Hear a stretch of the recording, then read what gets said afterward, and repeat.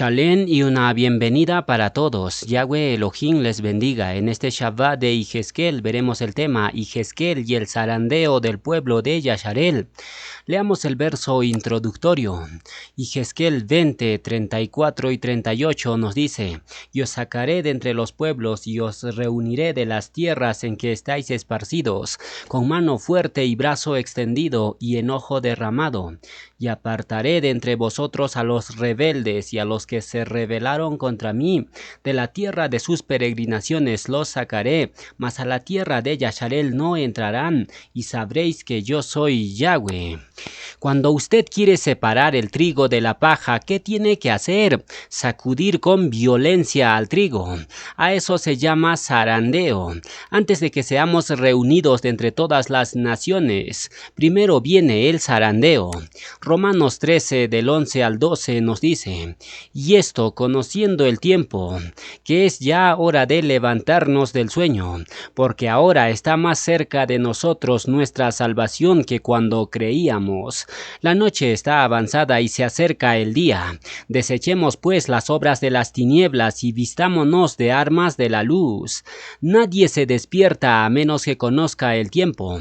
Conocer el tiempo es fundamental. El Sheliach Shaulo dice: si conoces el tiempo, es hora de despertar, es hora de levantarnos. ¿De qué manera nos levantamos? Bueno, hay tres parábolas que hablan de esto. Matillá 25, las 10 vírgenes, parábola de los talentos y finalmente las ovejas y los cabritos. Esto nos habla de tres cosas: preparación haruajín, preparación misional y preparación a través del servicio. Los creyentes de Yahshua hoy necesitamos volver a lo básico, a las vocales, aquello que es fundamental. De nada sirve todas las cosas que podamos hacer para Yahweh, en nombre de Yahweh, pero sin Yahweh. Y es triste, ¿por qué?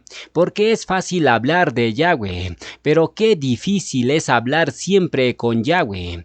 Una cosa es hablar de Yahweh y otra cosa es hablar con Yahweh. Y tenemos a muchos que hablan de Yahweh, y nosotros somos llamados para hablar de Yahweh. La asamblea existe para proclamar la Besorá, pero hablar de Yahweh sin primero hablar con Yahweh nos lleva a una incoherencia. Vamos a la gente y decimos: ven, Yahshua te da paz, pero la gente te ve turbada. Tú dices: ven, porque Yahshua es alegría, y tú estás amargado. Entonces, ¿qué tipo de Besorá? ¿Qué cosa estamos dando a las personas? Despertar del sueño representa una reanimación, y eso trae una reforma. Cuando cambia la mente, cambian los hábitos, ¿cierto? Desecha las obras de las tinieblas y vístete de las armas de la luz. Entonces vamos a comenzar hablando de un asunto que a todos nos compete. Escuche lo siguiente: el problema no es estar en las tinieblas, el problema es conocer la luz y jugar con las tinieblas. Y debo decir por qué razón. La razón es simple: el mayor peligro del creyente es familiarizarse extremadamente con los asuntos haruajín sin cambiar nada. ¿Qué sucede? Cuando tú te familiarizas bastante con algo, le pierdes el miedo. Yo no sé si ustedes recuerdan la primera vez que manejaron un automóvil. Te dan las indicaciones y uno comienza a pisar el acelerador despacito y con miedo. Respetas todas las señales. Eso es hasta que aprendes, ¿cierto? Una vez que aprendes ya no te da miedo, porque te familiarizas. Y cuando pierdes el miedo, muchos de los accidentes precisamente ocurren por el exceso de confianza. El letrero te dice: velocidad máxima 80 kilómetros por hora. ¿Qué 80? Yo manejo a 150 como meteoro. Entonces, cuando te familiarizas demasiado, tú confías mucho. Eso mismo sucede en los asuntos haruajín.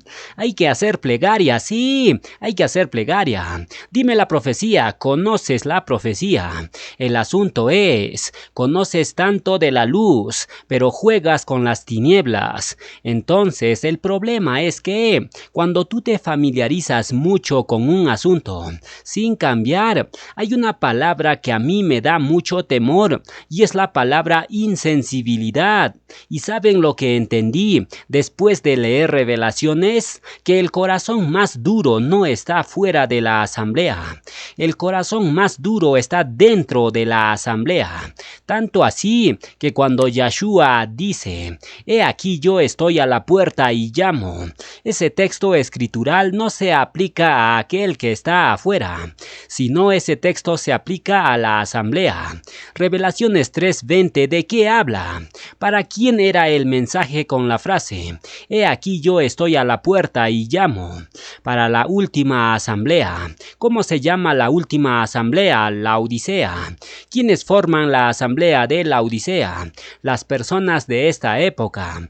Entonces, el llamado de atención de Yahshua no es para aquel que anda en las tinieblas, no. He aquí yo estoy a la puerta y llamo. Es para aquel que conoce la luz, sabe de la luz, pero Yahshua sigue afuera. ¿Y saben lo que es triste? Cuando uno se acostumbra a escuchar la voz de Yahweh Elohim sin hacer nada para cambiar, ¿sabes qué pasa? Sucede más o menos cuando tú te vas a trabajar en el campo. Yo no sé cuántos de ustedes conocen la vida de agricultor. Yo conozco la agricultura, porque mi padre me llevaba al campo para labrar la tierra. Yo conozco muy bien el proceso de la siembra hasta la cosecha, el sacrificio que hay que hacer para sacar una papa de la tierra. Pero si tú tocas la mano de un agricultor, te das cuenta que su mano es áspera, dura, pero no se volvió duro de la noche a la mañana, fue un proceso. Aquella mano áspera y dura, un día fue una mano suave, pero ¿qué cosa hizo que se endurezca? Todos los días haciendo lo mismo, pala y pico todos los días. Entonces la primera vez duele, la primera vez toca tu corazón, duele y tú dices, quiero cambiar, pero tú insistes en las tinieblas y de ahí sigues y hasta que llegas a endurecerte. Y esto es lo más preocupante. El corazón más duro está dentro de la asamblea. ¿Por qué? Porque cada vez que asistes a la transmisión dices, ¿qué tema es? Ah, eso ya me lo sé. ¿Recuerdas tú la primera vez que escuchaste el mensaje? Te emocionaste, lloraste. La segunda vez más o menos. La tercera vez ya nada. La cuarta vez no te duele. Entonces, si es que Yahweh te brinda luz, es para que camines en la luz. Y aquí Shaulo dice lo siguiente, conoce el tiempo, despierta del sueño y desecha las obras de las tinieblas y vístete de la luz. Y aquí voy a decir otra verdad impresionante. Yo quiero que estén bien sentados, porque si alguien va a estar mal parado, se va a caer. Escuchen esto, el problema no es ser transgresor. ¿Por qué digo que no es un problema? Porque para la transgresión hay solución. ¿Quién es la solución? Yahshua. Entonces el problema no es el transgresor, el problema es no querer abandonar la transgresión. Ese es el problema. El problema no es tener la herida, el problema es rechazar la medicina. Ese es el problema. Ahora, ¿qué cosa sucede? Hasatán es astuto, es inteligente y además es cobarde. Él nunca se presentará como él es. Él se esconde detrás de algo bonito y él ataca siempre los sentidos. Él sabe de los 5 sentidos. ¿Cuál es el que tú lo tienes más débil? Algunos son los ojos, algunos son el oído, otros la lengua, otros la mano. Y Hasatán dice, ¿cómo es que yo puedo hacer que este, que es creyente, pueda jugar conmigo un ratito? Sentidos. ¿Cuál es el sentido que lo tienes más débil? Y Hasatán no está probando a las personas. Él sabe que cada pez agarra diferente carnada.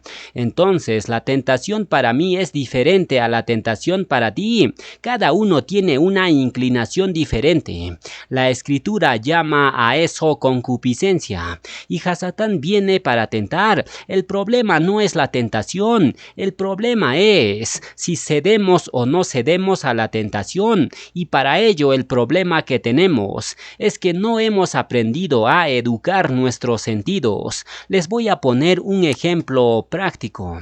No comas eso, te hace daño. Y la gente dice, pues de algo hay que morir. No veas eso, te hace daño. Eso no lo toques. Eso no frecuentes, no vayas allí. Pero el ser humano justifica y cada vez debilita y debilita más sus sentidos. Y cada vez que cedes a la tentación, es más o menos como un clavo. ¿Lo has visto? Cuando tú comienzas a martillar un clavo, si ese clavo ante tanto martillazo se mantiene en pie, pues se va derecho y traspasa la madera. Pero si ese clavo ante tanto martillazo se dobla una vez, puedes enderezarlo. Pero recuerda que ante el próximo golpe es más fácil que se doble de nuevo. Y si llega a doblarse 2 veces, a la tercera ya no se dobla, a la tercera se quiebra. ¿Y a dónde van los clavos quebrados? Al lago de fuego, a la basura. Hasatán conoce muy bien cómo hacer para tentar. Él no pierde el tiempo. Él dice qué cosa es lo que le gusta más. Y ahí aparece con todas sus propuestas. Y Hasatán apenas quiere un pequeño espacio de tu vida. Él no quiere una habitación en tu casa. Él quiere apenas 10 centímetros. Entonces escúchame aquí. Todos somos transgresores, sí. Delante de Yahshua no existen posiciones, no existe función. No existe que el proclamador está aquí arriba y las ovejas están aquí abajo, no. Todos somos transgresores, pero ojo con lo que te voy a decir ahora. El problema de la transgresión no está en que somos transgresores, está en que el ser humano se aferra donde no debe. Hay solución para el transgresor. Lo que no hay solución es para aquel que se aferra a su transgresión, y allí comienza la justificación, ¿cierto? Elohim me ama como soy. Es muy bonito decir eso. Es verdad, puedes caer 1000 veces y el Ahabá de Yahweh va a seguir intacto. Pero hay un problema. Yahweh te ama a ti, no a lo que haces. Y si realmente tú te bañas de la Gesed salvadora de Yahshua, Yahweh que te ama, te transforma. Es decir, Yahweh te acepta como llegas, pero no te dejará como estás. Puedes llegar como el hijo pródigo todo andrajoso, pero cuando llegas a él, te cambia el vestido, él te transforma. Pero Hasatán, ¿qué es lo que busca? Ensuciarlos para ceder y ceder y ceder. Esa figura lo encontramos desde Faraón. Un día cuando Moshe dijo, el pueblo necesita ir a servir a Yahweh su Elohim, y Faraón dijo, vayan solo los muchachos, o dejen los muchachos y vayan solo los adultos. Pero en Shemot 10:26 Moshe le dice, no te equivoques, Faraón, nosotros vamos a servir a Yahweh, vamos a ir con nuestras mujeres, con nuestros hijos, vamos a ir con todo lo que tenemos. Aquí en Egipto no quedará ni una sola pezuña. ¡Qué valentía! Eso significa contigo no hay negociación. Si nosotros tuviéramos esa valentía para decir a Hasatán, contigo no negocio, para ti no queda ni una sola pezuña, no significa que nunca vas a caer, significa que cada vez que viene a tentarte, tú no te aferras a la transgresión. Todos somos transgresores. Shaulo dice, desechemos pues las obras de las tinieblas. ¿Y por qué tenemos que desecharlas? ¿No te imaginas por qué? Si no aprendemos a desechar las obras de las tinieblas, muy pronto vamos a pasar por una situación más complicada. Miren lo que dice Lucas 22 del 31 al 32. Dijo también el Adón, Shimón, Shimón, he aquí que Hasatán os ha pedido para zarandearos como a trigo. Pero yo he rogado por ti, que tu emuná no falte. Y tú, una vez vuelto, confirma a tu Sahim. ¿Saben qué cosa me llama la atención de este pasaje? Es que ante ese pedido, Yahshua no le dice, yo te libro del zarandeo, no. Yahshua le dice a Kefas, yo solamente hice plegaria para que tu emuná no falte. ¿Qué quiere Quiere decir que el zarandeo es un asunto particular y especial que todos los creyentes vamos a pasar, y lo vamos a pasar de dos maneras, de manera individual y de manera grupal. Así que déjenme explicarles esto. ¿En qué momento el creyente es zarandeado? En primer lugar, de manera individual, y luego en el tiempo del fin. Ya estamos en ese tiempo. Nuevamente la zaranda se moverá, y aquel que no es trigo, pues el viento se lo va a llevar. Entonces la pregunta es, ¿cómo puedo saber yo si soy trigo? ¿Cómo puedo yo mantenerme firme? Y ahí viene el complejo de la culpa. Es que yo soy transgresor, es que yo soy débil, es que yo soy tentado, es que yo no puedo. Hoy vamos a entender un poquito cómo es el asunto del zarandeo. Yo quiero que ustedes entiendan, el asunto del zarandeo es la mayor realidad que cada día la asamblea vive. Una vez más, de manera individual está sucediendo ahora, y de manera grupal va a suceder de aquí a poco, justamente antes de que Elohim derrame la lluvia tardía. Es decir, en la lluvia tardía ya estará seleccionado ¿qué cosa? El trigo. Ellos serán los que reciban el poder del Ruach de Yahshua para el mayor Shavuot de la historia. Serán aquellos que han sido sacudidos, pero se han mantenido firmes. Porque, amigo, antes de reunirnos con Yahshua, primero eres sacudido para ver cuál es tu intención, cuál es tu motivación, qué tienes en el corazón, porque es fácil asistir a una asamblea, tener un Tanaj bajo el brazo y decir, amo a Yahshua, aleluya. Pero ¿qué sucede cuando viene la zaranda? ¿Qué sucede cuando viene el viento? ¿Qué sucede cuando viene problemas? ¿Dónde está tu emuná? Escúchame bien lo que te voy a decir ahora. Si tu emuná no es capaz de sostenerte en los días más oscuros de tu vida, evalúa tu emuná. Yahshua nunca prometió que sus hijos nunca pasarían problemas. La falsa besorá, ¿cuál es? Ven a Yahshua y tus problemas se acabarán. Eso es falso. Yahshua tiene el poder para restaurar, sí. Yahshua tiene el poder para sanar, sí. Pero nunca Yahshua te ha prometido que si vas a él, tus problemas se acabarían. Al contrario, Yahshua te dice, el que quiera ser mi discípulo, venga, pero tome su estaca de ejecución y sígame. Y feliz es aquel que entiende que aunque el creyente tiene una corona al final de su carrera, antes de la corona tiene primero la estaca en el camino.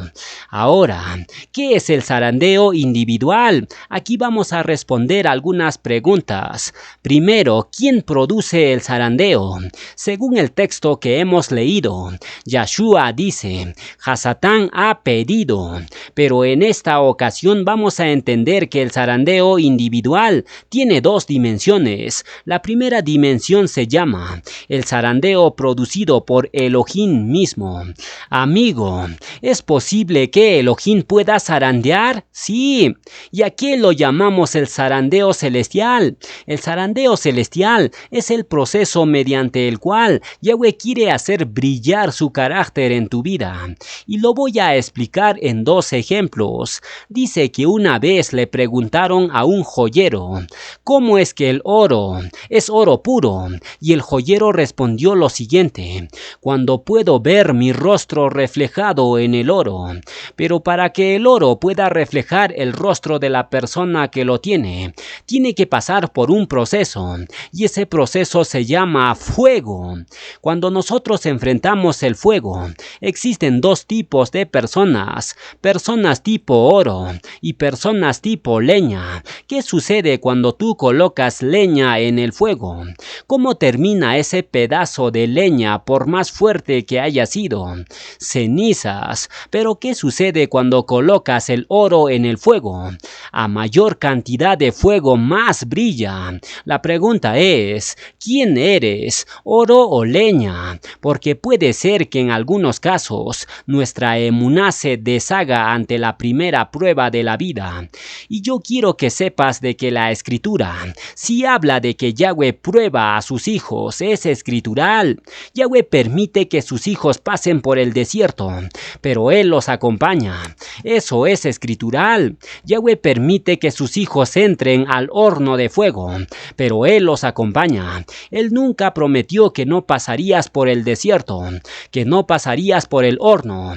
Él te prometió: estaré contigo en el desierto y en el horno. Pero hay algo que no se puede evitar, que tú lo pases. ¿Y por qué razón Yahweh quiere llevarnos ahí? Amigo, por una razón simple, porque hay tanta cosa que Yahweh quiere quitar de nuestros corazones, y el ser humano no aprende a las buenas. Quiero que ustedes entiendan esto, y esto lo aprendemos desde niños. Dile a un niño: no metas tu dedo allá en el enchufe. Mientras más le digas no, él tiene más ganas de meter su dedo. ¿Es así o no? Lo digo porque yo mismo he visto esa situación. Es peligroso, pero quiero probar por qué es peligroso. Claro, cuando crecemos ya no metemos el dedo en el enchufe, pero metemos en otras cosas y comenzamos a jugar con el peligro, ¿cierto? Parece que nosotros somos impulsados si queremos. Entonces, ¿qué cosa tiene que hacer Yahweh? Para salvarnos a veces tiene que pararse como padre y decir: eso no. Y si realmente me amas, yo voy a permitir, te voy a llevar al desierto, te voy a llevar al horno y vamos a pasar juntos. Pero quiero una cosa, que en el horno tú no te sueltes de mi mano.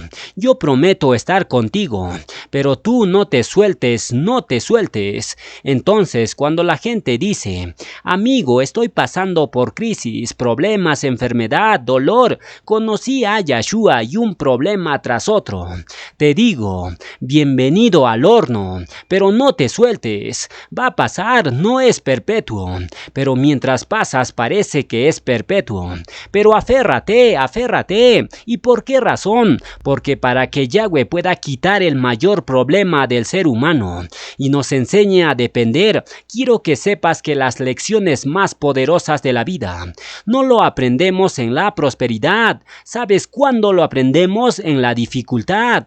Por ejemplo, ¿cuándo haces plegaria más tiempo delante de Yahweh? ¿Cuando tienes todo o cuando no tienes nada? Cuando no tienes nada. ¿Por qué? Porque así somos. Yahweh quiere arrancar el cáncer, y a veces ese cáncer que te está carcomiendo puede hacer que te pierdas. Él tiene que usar el bisturí celestial. ¿Qué cosa es eso? Es una operación. Por ejemplo, hoy en día cantidad de personas se están haciendo operar de la vesícula y del apéndice. Era necesario hacer el corte para quitar lo que te iba a matar. ¿Vas entendiendo? Entonces, ¿qué cosa hace Yahweh? Él dice: hijo mío, tienes un cáncer en tu nefesh. Tu orgullo te va a hacer perder, tu transgresión, aquello que te estás aferrando. Entonces ven aquí, yo te voy a hacer una operación. Mira, te va a doler un poquito, pero va a cerrar. ¿Se acuerdan de Nabucodonosor? Nabucodonosor, después de volver de 7 años de estar viviendo como animal, ¿qué cosa dijo en Daniel 4? Engrandezco a Elohim, exalto a Elohim. Pero tú dices: ¿por qué le agradece? Porque él entendió que lo que necesitaba era una cirugía celestial. Entonces, la primera fase del zarandeo individual, ¿en qué consiste? En que las pruebas son necesarias. Entonces, cuando todo te va mal, parece que Yahweh no te escucha, ¿viste? Aquella sensación que el ser humano tiene. Amigo, Elohim ya no me escucha, y también a mí me duele. ¿Sabes por qué? Porque también yo lo he sentido. Llega un momento en la vida en que te va mal y mal y mal. Parece que haces plegaria y Yahweh parece que está en silencio y en silencio. Y ahí aprendí una cosa: el creyente aprende a vivir no confiando en lo que siente, sino aprende a vivir confiando en las promesas de Yahweh. Porque si tú solamente dices: no siento, no siento. Yo no imagino al rey David escribiendo el Tejilín 23 así: cuando ande por el valle de sombra y de muerte, yo sentiré que tú estás conmigo. No, no. Él dice: cuando ande en el valle de sombra y de muerte, no temeré, porque tú estás. Aunque no lo sienta, tú estás. Eso es la emuná auténtica. La emuná no es sentir, la emuná es creer. Tehillim 23 del 1 al 4 nos dice: Yahweh es mi pastor, nada me faltará. Aunque ande en valle de sombra y de muerte, no temeré mal alguno. Porque tú estarás conmigo, tu vara y tu cayado me infundirán aliento.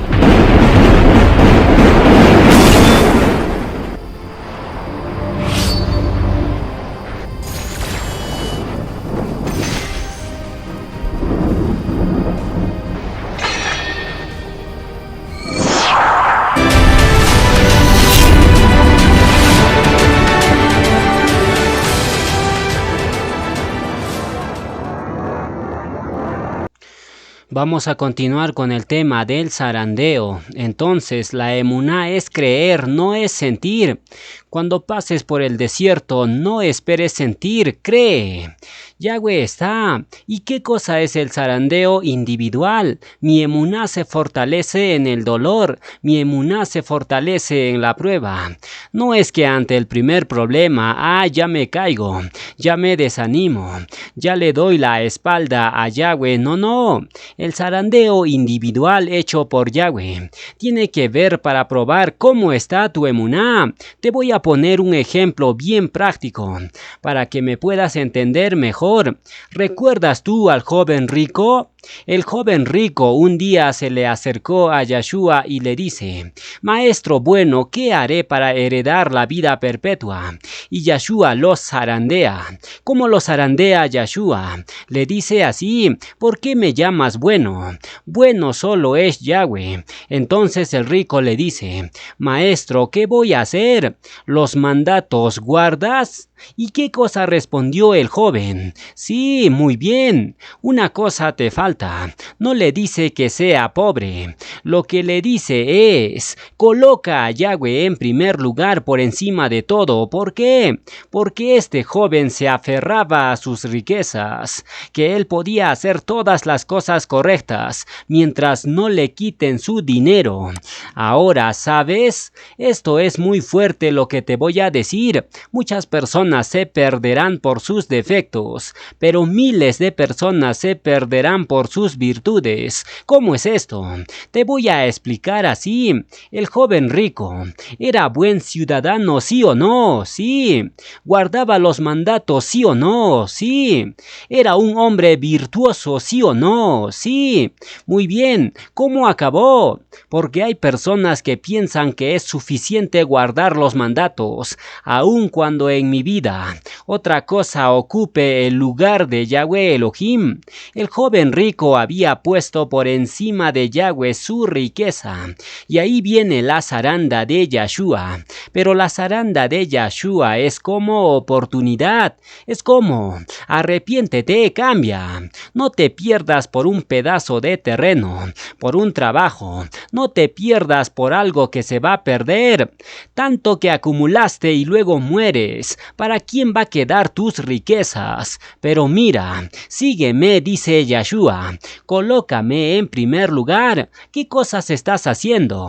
Entonces viene la zaranda como diciendo: arrepiéntete, cambia. Tú tienes muchas virtudes, pero no confíes en tus virtudes, porque lo que salva no son las virtudes, es la Gesed, es colocar a Yahshua en primer lugar, es una relación con Yahshua. De eso depende la salvación. Pero hay otro tipo de zarandeo que es más fuerte: el zarandeo de Hasatán. El zarandeo de Hasatán es un zarandeo para verte arruinado en el suelo, y la intención de él es para que tú no te levantes. Mira cuál es el zarandeo de Hasatán. ¿Recuerdas tú a Kefas? ¿Cuál era el problema de Kefas? Adón, yo iré contigo, si es posible hasta la muerte, allá voy.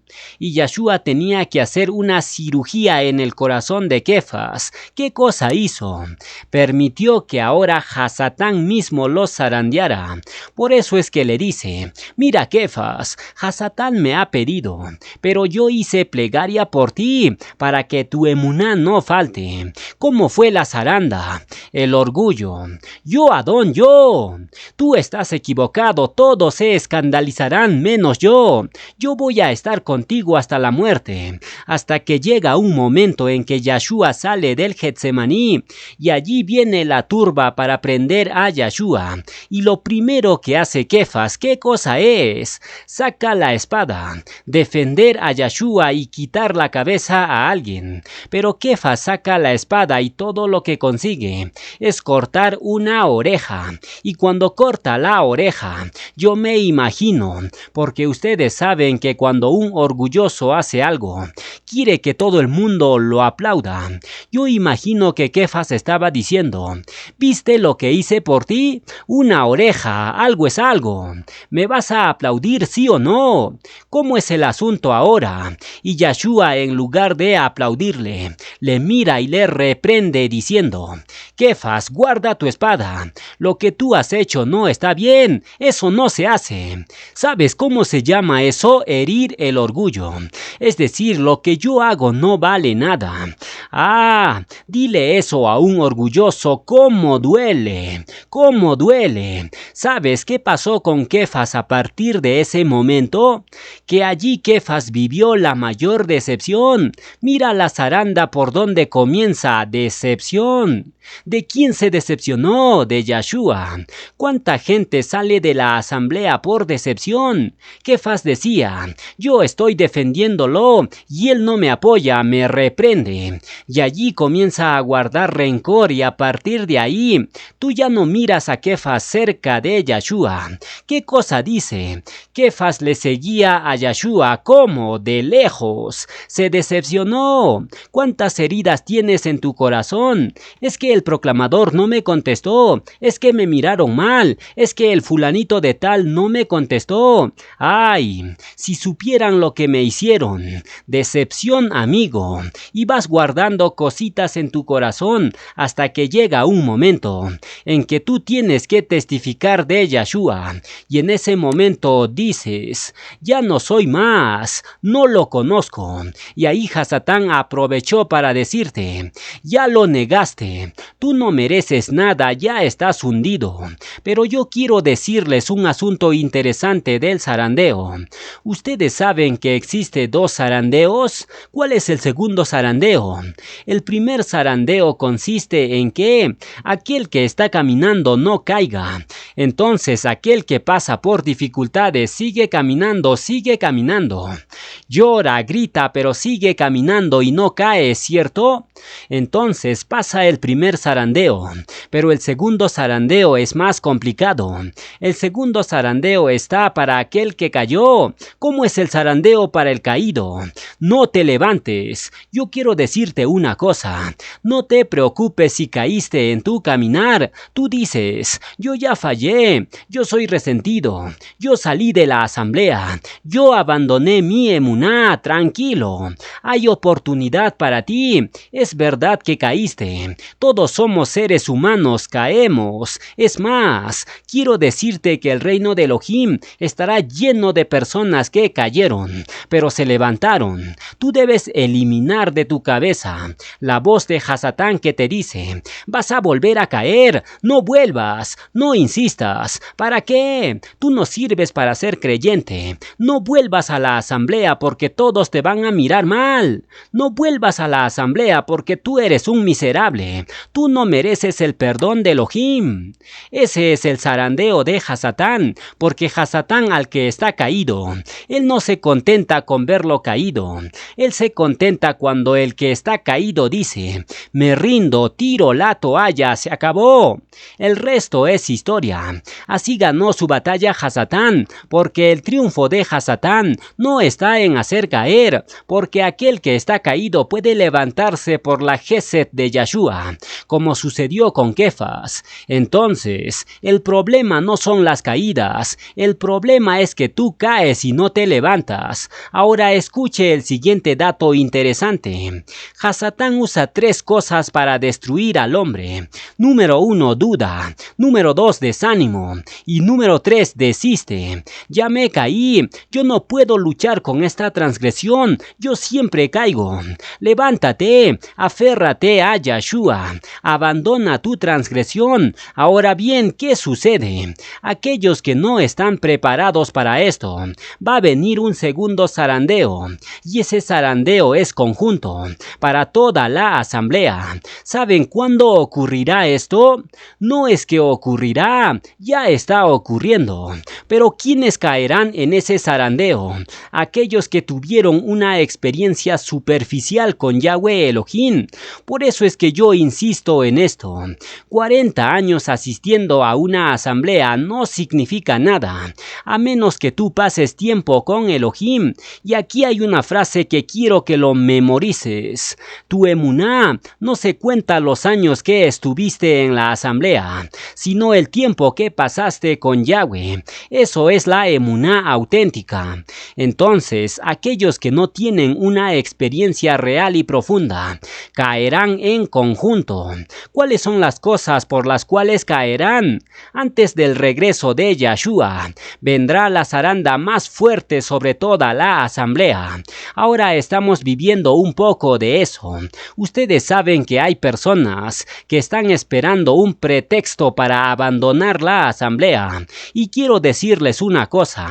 El bicho 19 ya nos dio un pequeño adelanto de lo que va a suceder. El bicho 19 fue la antesala de la mayor apostasía que viene. Para que ustedes entiendan que el remanente de Yahweh no se trata de multitudes. Ahora quiero que escuchen lo siguiente. Todos podemos caer. Shaul decía, el que piensa estar firme, mire que no caiga. Primera de Corintios 10:12. No te escandalices por el error de tu prójimo. Nunca apuntes con el dedo la transgresión de alguien. Jacobo 4:7 dice, someteos pues a Yahweh, resistid al diablo y huirá de vosotros. Hasatán sabe que aquel que está con Yahshua, él no lo puede derrotar. ¿Sabes qué es lo único que hace Hasatán para hacerte caer? Primero tiene que separarte de Yahweh tu Elohim. Y ojo con lo que voy a decir. Separarse de Yahweh no significa salir de la asamblea, no. Separarse de Yahweh es dejar de hacer plegaria y dejar de leer las escrituras. Hay tanta gente dentro de la asamblea que está separado de Yahweh. Y cuando llegue todos esos momentos finales de la historia, muchos caerán.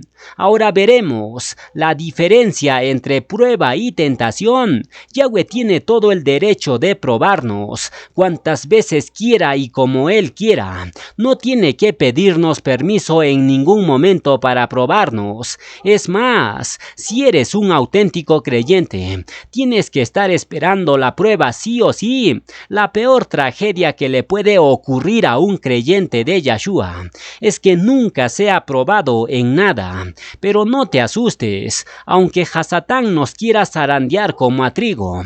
Antes de ser probado, Yahweh ya preparó la salida. Escucha este dato clave. Las pruebas son proporcionales a nuestro nivel de emuná y madurez. Las pruebas son diseñadas específicamente para cada uno de nosotros. Si hoy todos estaríamos siendo probados, ninguno tendría el mismo nivel de prueba que su compañero, porque tenemos un Elohim personal y todo lo que Elohim hace en nuestra vida ha sido diseñado específicamente para cada uno de nosotros. Y por eso podemos ver en la escritura que los grandes personajes del Tanaj fueron probados, pero ninguno fue probado al mismo nivel. Permítanme ponerlos algunos ejemplos. Si las pruebas que Yahweh hizo al patriarca Abraham se las hubiese mandado al rey David, lo hubiera fulminado. David era un hombre que ganó todas las batallas de puertas afuera, pero no ganó puertas adentro. Es decir, su gran debilidad eran sus hijos. Dentro de su casa sus hijos hacían lo que les les daba la gana. Era incapaz de ejercer su autoridad como padre. Sin embargo, fuera de la casa no había guerra que David no venciera. Cuando los filisteos escuchaban que David viene a la batalla, las rodillas de ellos comenzaban a temblar. Imagínate, con esa espada ungida por el poder de Yahweh decía: vamos en nombre de Yahweh a la guerra. Amigo, no importa si fuera gigante, enano, muchos o pocos, da exactamente igual. La unción que David tenía para la guerra era fuera de este mundo. David tenía una valentía impresionante, pero sin embargo, dentro de su casa perdió todas las batallas. Uno de sus hijos violó a su hermana y David no le dijo ni una sola palabra. Otro de sus hijos se subleva y viola a las concubinas de David y el rey termina huyendo de su palacio. Entonces David fue incapaz de poner autoridad en su casa. Imagínate que Yahweh le hubiera pedido que sacrificara sobre un monte a su hijo más amado, Salomón. No lo hubiera hecho. Olvídate. Ahora, pídele que vaya a matar a los filisteos o gigantes. Eso era su especialidad. Todo lo que era puertas afuera, David lo cumplía a la perfección, pero puertas hacia adentro las perdió todas. Pero mira a Abraham. Abraham fue una sola vez en su vida a la guerra, porque no era un hombre de guerra. Pero cuando Yahweh le dice: ve al monte Moriah y sacrifica a tu único hijo amado, Isaac, Abraham toma a su hijo y sube al monte. Y si Yahweh no le hablaba, Abraham terminaba degollando a su hijo. Por eso les digo que las pruebas son proporcionales a tu nivel de madurez. Yahweh no te va a probar más de lo que puedas resistir. Las pruebas que le envió a Job, si nos manda a nosotros, nos fulmina. No podríamos aguantar eso. Es decir, cuando tú estás siendo probado, tranquilo, no pierdas la calma, porque esa prueba ha sido diseñado específicamente para ti, y Yahweh te va a dar la prueba y también la salida. Así que no te sorprendas por el fuego de prueba que te ha sobrevenido. Jacobo 1:2 nos dice: tened por sumo gozo cuando os halléis en diversas pruebas, sabiendo que la prueba de vuestra emuná produce paciencia. Lo que llama la atención es la frase diversas pruebas. Hace referencia a los distintos mantos, a las distintas capas de pieles de animales que se sacrificaba en el Mikdash. Entonces las pruebas te van a venir un día por la parte financiera, otro día por la parte familiar, otro día por la parte ministerial, otro día por la parte física. Hay una variedad de pruebas, pero todas y cada una de ellas han sido diseñadas y preparadas específicamente para ti. Son para ti, y la prueba es una forma que te demuestra a ti mismo si verdaderamente eres tan kadosh y tan harruajin como dices que eres. Y la prueba, amigo, te descubre. La prueba te acerca a Yahweh, porque si la prueba no te acerca a Yahweh, entonces no vas a aguantar y vas a tropezar dándole lugar a Hasatán. Así que las pruebas son para acercarnos a Yahweh. Nos hacen crecer, nos capacitan, nos fortalecen y nos preparan. ¿Saben para qué? Para la próxima prueba o examen. Es como en el colegio. Tenemos examen cada fin de mes y un examen final para aprobar la materia. Lo mismo se aplica en el mundo Harwajin. El ciclo de pruebas se repite una y otra vez. ¿Hasta cuándo? Hasta que lleguemos a la presencia de Yahweh Elohim. No te desanimes. Los 3 amigos de Daniel fueron echados al horno de fuego, atados de manos y pies, pero luego comenzaron a caminar dentro del fuego. Es decir, estaban más cómodos dentro del horno que fuera de él. Afuera estaban amarrados como animal llevado al matadero, pero adentro del horno estaban brincando de alegría diciendo: Yahweh, tú has cambiado mi lamento en baile. Y dice el relato que había un cuarto hombre semejante al Hijo del Altísimo, paseándose junto con ellos. ¿Quién era ese personaje? Era Yahshua. ¿Ustedes creen que Yahshua llegó después que los 3 amigos de Daniel fueron echados al horno? No, Yahshua ya los estaba esperando en el horno adentro. dentro. Lo mismo pasa con nosotros. Yahshua nos está esperando dentro del horno diciendo: bienvenido al horno, no temas, no te vas a quemar, únicamente se va a quemar la escoria que hay en ti, y una vez que salgas del horno, vas a poder servirme con mayor efectividad. Entonces la emuná verdadera tiene que ser probada por el fuego, pero la tentación es todo lo contrario. La prueba te acerca a Yahweh tu Elohim, la tentación te aleja de Elohim. La prueba trae bendición, pero la tentación, ¿sabes lo que trae? Algo que ustedes conocen muy bien: condenación. Otra vez metí la pata, otra vez caí. Ya había dicho, Adón, no lo vuelvo a hacer, pero volví a caer. Una de las grandes diferencias entre prueba y tentación es que en la prueba no entiendes lo que está pasando. Sin embargo, la tentación es como el cebo del anzuelo. El día que Java fue tentada, ese día ella estaba solita. Entonces, primer problema: demasiado tiempo libre. La ociosidad y la demasiada soledad le abren la posibilidad a Hasatán de atacarte en cualquier momento. Dice el Tanaj: si uno camina solo y cae en un hueco, se queda ahí, pero si caminan dos y uno se cae, el otro lo puede levantar, y cordón de 2 o 3 dobleces no se rompe fácilmente. El día que Java fue tentada estaba sola. ¿Dónde estaba Adán?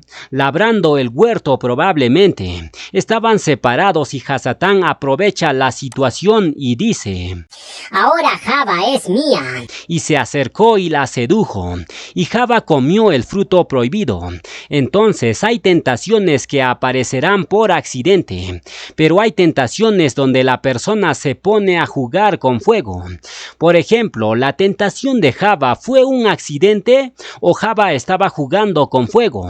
Es obvio que Java estaba jugando con fuego. ¿Por qué? Porque ella sabía que era peligroso caminar cerca del árbol prohibido.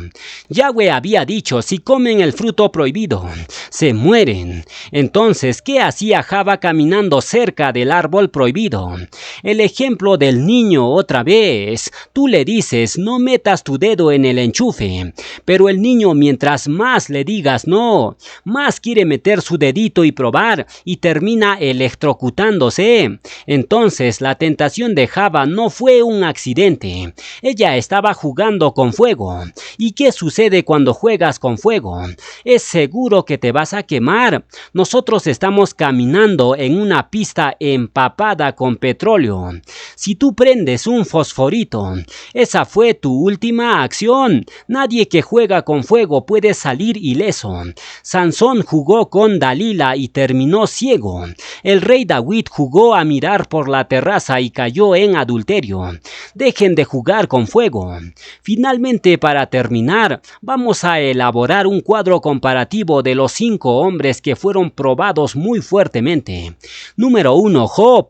La virtud de Job es la paciencia y la emuná. Su desafío fue soportar pérdidas y dolor. Su transformación y lección: aprendió a confiar en la soberanía de Yahweh a pesar de su dolor. La frase inmortal de Job: aunque él me mate, esperaré. ¿Quién de nosotros tiene ese pensar? Fácil es hablar, pero al momento de los hechos da mucho que pensar. Número 2, Yosef. ¿Cuál es la virtud de Yosef? Integridad y sabiduría. Pero su desafío fue soportar la traición y la esclavitud. ¿Cuál es la frase inmortal de Yosef? Yahweh lo convirtió para bien. Número 3, Moshe. Su virtud fue la obediencia y el liderazgo. Su desafío fue enfrentar la oposición y las dudas, pero fue transformado de un hombre inseguro en un gran líder. Número 4, David. Su virtud primordial era la valentía y la exaltación. No tenía miedo a ningún gigante. Su desafío fue soportar la persecución a muerte de Shaul, pero nos dejó su frase de triunfo: Yahweh es mi pastor, nada me faltará. Y finalmente, número 5, Kefas. Fue un sheliach apasionado. Negó a Yahshua. Fue restaurado y nos dejó su carta de presentación. Yahshua, ¿a quién iremos? Tú tienes palabras de vida perpetua. Entonces, amigos, todos pasaremos por pruebas y tribulaciones. porque sin dolor no hay bendición. Pregúntale a una mujer que dio a luz. Ella soportó un intenso dolor en el parto, pero cuando vio a su hijo en sus brazos, el dolor quedó en el olvido. Lo mismo será con nosotros. Ahora estamos pasando pruebas y aflicciones, porque estamos en dolores de parto, pero un día despertaremos a la semejanza de Yahweh. Segunda de Corintios 4:17 nos dice: porque esta leve tribulación momentánea produce en nosotros un cada vez más excelente y perpetuo peso de cabot. En cuanto a mí, veré tu rostro en justicia. Estaré satisfecho cuando despierte a tu semejanza.